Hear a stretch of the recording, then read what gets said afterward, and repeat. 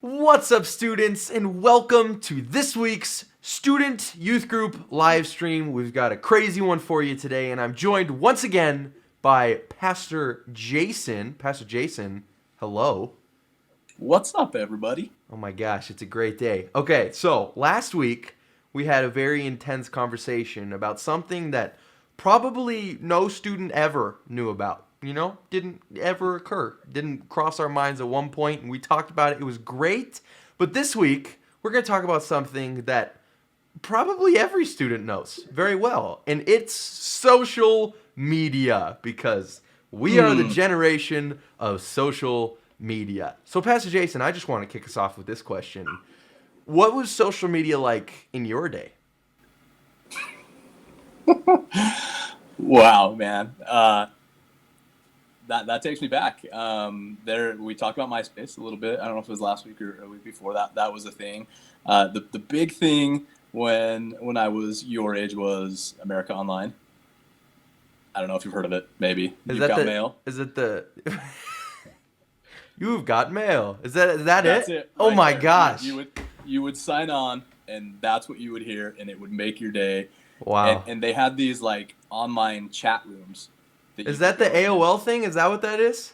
Yes, dude. Wow. And you go on and just chat with people, you meet people, and that was social media. Oh my gosh. Did George Washington have one of those?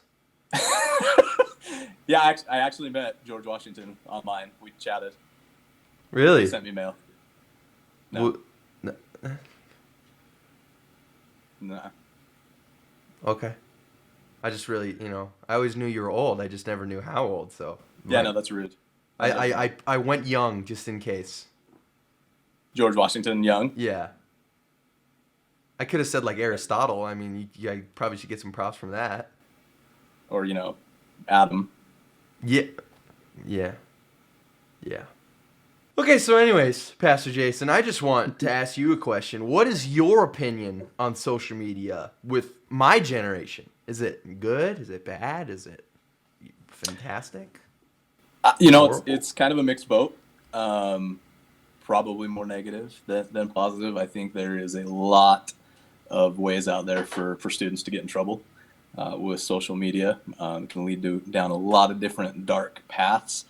So mostly negative, but there are a lot of great things about it. Like, for instance, right now during the quarantine, it's a great way to stay in touch with your friends when we can't be face to face and see what's going on in their lives. But overall, I think social media is a very dangerous platform. That is so true, Pastor Jason. It is a distraction. In quarantine, it can be great, but also it's pretty terrible, because I've spent quite a lot of time not doing homework because I was on social media. Or TikTok. What the heck is up with TikTok? Why is it so fun? Just is. You can just and just swipe, and you find a funny one, and you swipe again. And you're like, oh, that one wasn't funny. I got to swipe till I end on a funny one. And then you find another funny one, and you want to watch more funny ones. What's your opinion on that? Honestly, TikTok is probably the worst of what's out there. So, it's all about moderation, right? Like, moderation is key. And I'll be the first to admit, on more than one occasion, I've been sucked into that black hole of social media where I find a video or something funny and I watch it, and then I'm like, oh, what's this? The related link, and I click on that, and I'm like, oh, what's this one? And then 2-3 hours later, I'm like, what the heck just happened? Like, where did I will never get that time back. So Jefferson Bethke in his video on social media, he says that when you say yes to something, you are also saying no to something else.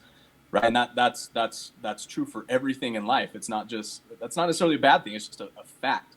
Right. And so when we say yes to social media, we might be saying no to our homework, AJ, to our chores, right? Which, all of us can agree is a good thing until we get grounded, right? Until we get in trouble for it. But we also might be saying no to a project that we're working on. We might be saying no to another hobby that is more fulfilling and more just engaging for us. We might be saying no to a relationship, right? To our friends or our families, or with Jesus, right? We might be saying no to those things. And so bottom line is that social media can very easily become an addiction.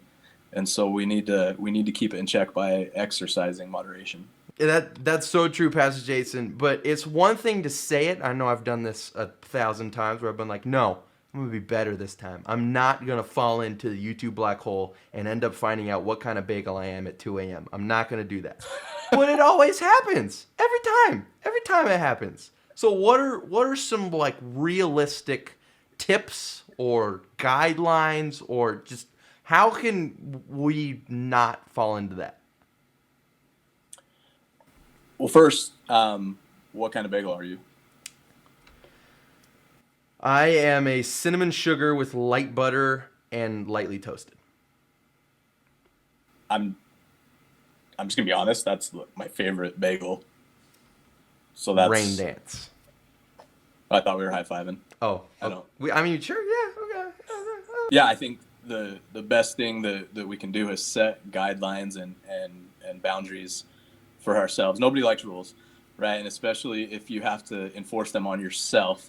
But when there's so much at stake with this, we have to be willing to do the tough things like set time limits, right? Set time limits for how long you can be on social media, even set times of the day, like only an hour before bed or whatever is when I can be on social media, things like that. And then you want to make sure that you're picking the good over the bad. Who are you following? What are they sharing? What are you listening to? Is that information useful to you in some way?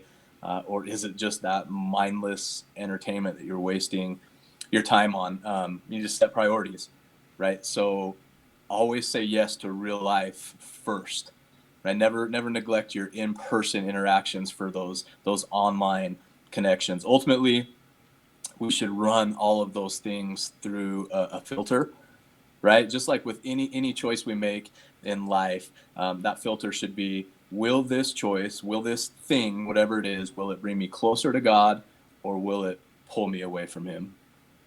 Yeah. And on social media, 99.99999% of the time, it's going to pull you away.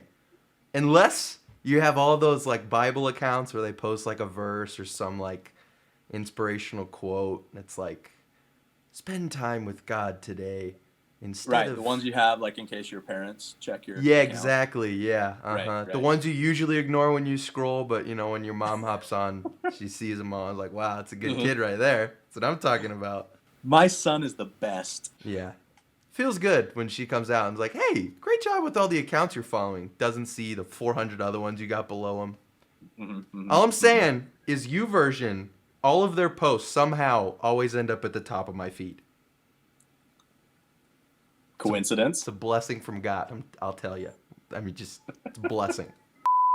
All right, Pastor Jason, one more question here for you, and it's the big one. How do you stay pure with social media?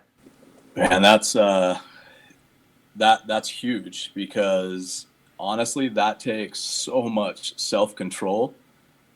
You have to be willing to put in the work and make the effort to do that.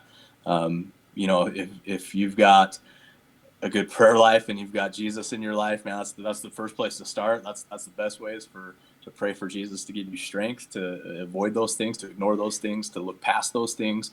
But even beyond that, if you're the type of person who has who maybe pornography or just that genre of things is appealing to you at all, you need to see what is this going to take for me to not have to deal with that issue, to not be tempted by that. And that's gonna look like deleting apps off of your phone. That's gonna look like having passwords that only somebody else knows. Like for your app store, your Play Store, that you have to have somebody else put in a password for you to install something.